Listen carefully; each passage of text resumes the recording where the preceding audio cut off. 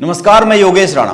आज उत्तराखंड राज्य स्थापना दिवस है। उत्तराखंड राज्य 22 साल का हो गया है और अगर आज के दिन कोई बड़ा सवाल किया जाए तो वो सवाल यही बनता है कि प्रदेश की राजनीति ने, राजनेताओं ने, अफसरशाही ने और पूरे सरकारी तंत्र ने पिछले 22 सालों में उत्तराखंड राज्य को क्या दिया। इस सवाल के कई लोगों के अलग अलग उत्तर हो सकते हैं। इसके बाद भी इस उत्तर की खोज पर बात तो की ही जानी चाहिए।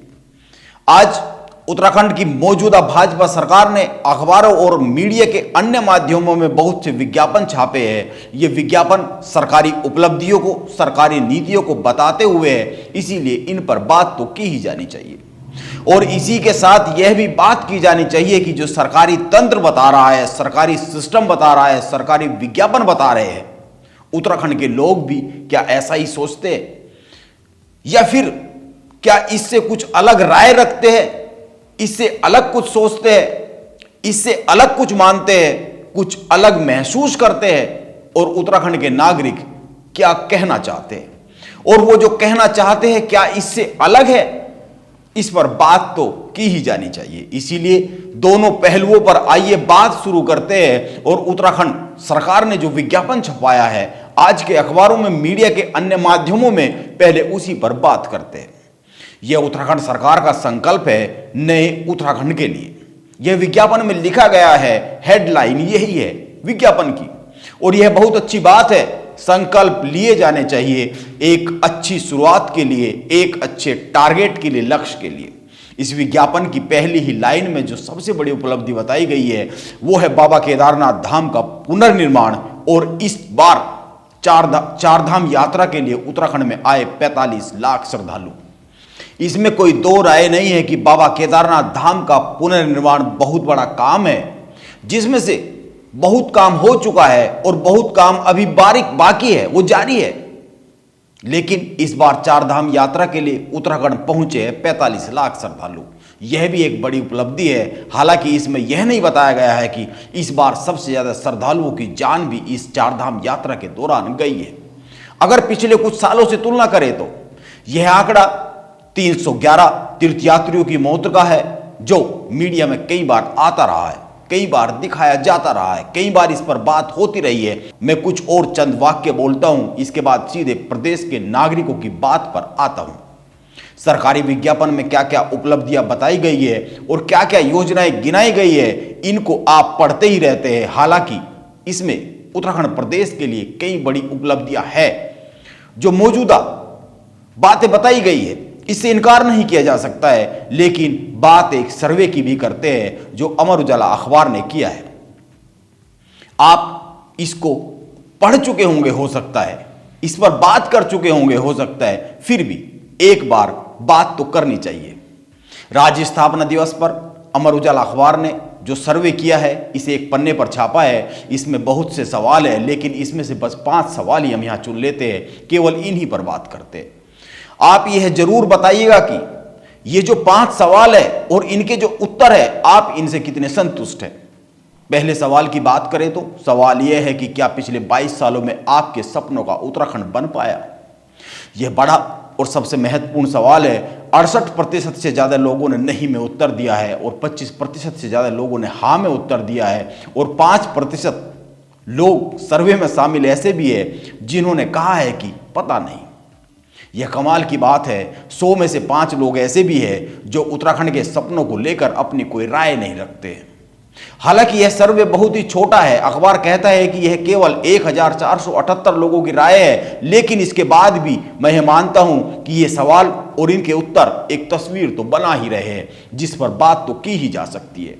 इसीलिए साफ साफ है कि लोग मानते हैं कि उनके सपनों का उत्तराखंड अभी तक तो नहीं बन पाया है, भले ही 22 साल गुजर गए हो। अब दूसरा सवाल, अस्थायी राजधानी देहरादून से आप कितने संतुष्ट हैं, यह सवाल है। और इसको लेकर जो राय रखते हैं 53% हाँ में और करीब 42% नहीं में उत्तर देते हैं। यानी 53% कहते हैं कि वो राजधानी अस्थायी देहरादून से संतुष्ट है।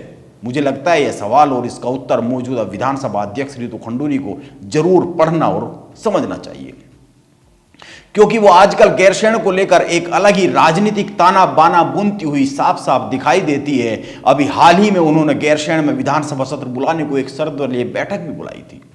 वैसे रितु खंडूरी की राजनीति पर फिर किसी दिन बात कर लेंगे। अभी तीसरे सवाल पर बात करते हैं, और तीसरा सवाल यह है कि क्या उत्तराखंड में अन्य राज्यों से अधिक भ्रष्टाचार है? इसके उत्तर में 47% लोग हाँ में राय रखते हैं और 43% नहीं में। अब उत्तराखंड में मौजूद भ्रष्टाचार की तुलना अगर किसी अन्य राज्य से की जाए तो उत्तर हाँ में आए या ना में आए, दोनों ही परिस्थितियों में, दोनों ही स्थिति में यह तो साबित होता ही है कि उत्तर देने वाला यह तो स्वीकार कर ही रहा है कि प्रदेश में भ्रष्टाचार तो है ही, भले ही किसी प्रदेश से कम है या ज्यादा है।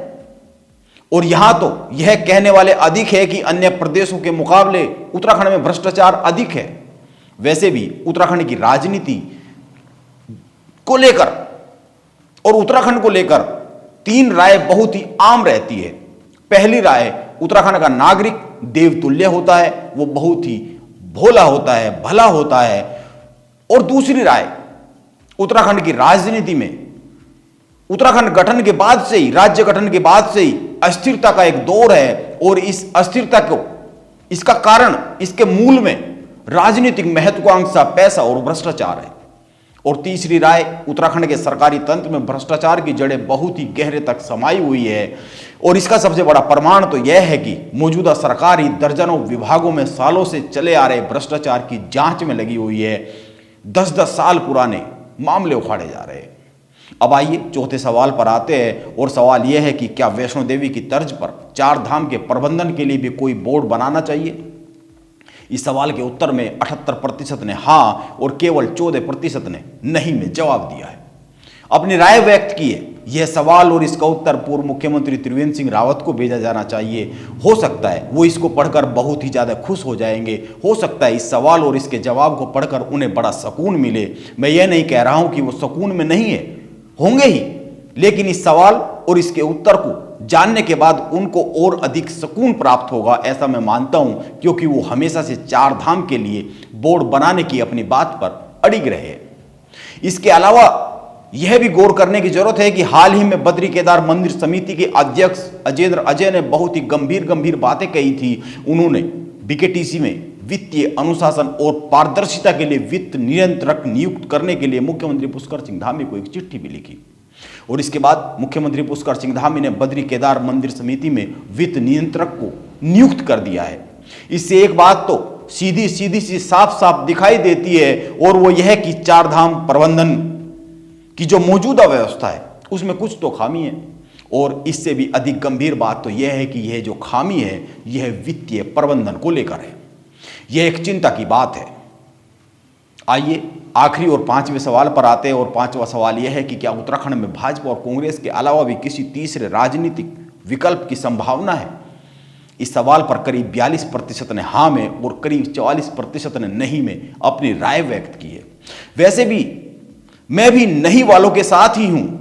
मैं भी मानता हूं कि अभी तो उत्तराखंड में आम आदमी पार्टी या किसी अन्य पार्टी के लिए कोई बहुत बड़ी गुंजाइश दिखती नहीं है, और ऐसे दिखने के बाद भी एक कमाल की बात है, और वो यह है उत्तराखंड की राजनीति में कांग्रेस की बात।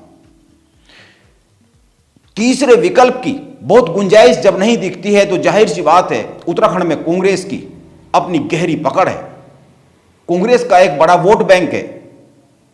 कांग्रेस इसके बाद भी घोर कलह की चपेट में है। कांग्रेस के नेताओं को पता है कि प्रदेश का एक बड़ा वर्ग उनको उम्मीद भरी नजरों से हमेशा देखता रहता है, लेकिन उत्तराखंड कांग्रेस के नेता क्या देखते हैं और क्या करते हैं यह बात किसी से लुकी छिपी हुई नहीं है। अभी कान में एक रास्ता बनाते हुए दिख रहे उत्तराखंड कांग्रेस के प्रदेश अध्यक्ष। देखते हैं वो इसमें कितने सफल हो पाते हैं। यह उत्तराखंड राज्य स्थापना दिवस पर मेरा एक छोटा सा विश्लेषण है। आपको अच्छा लगे तो अपनी राय जरूर व्यक्त कीजिएगा। नमस्कार, आप बने रहे मेरे साथ।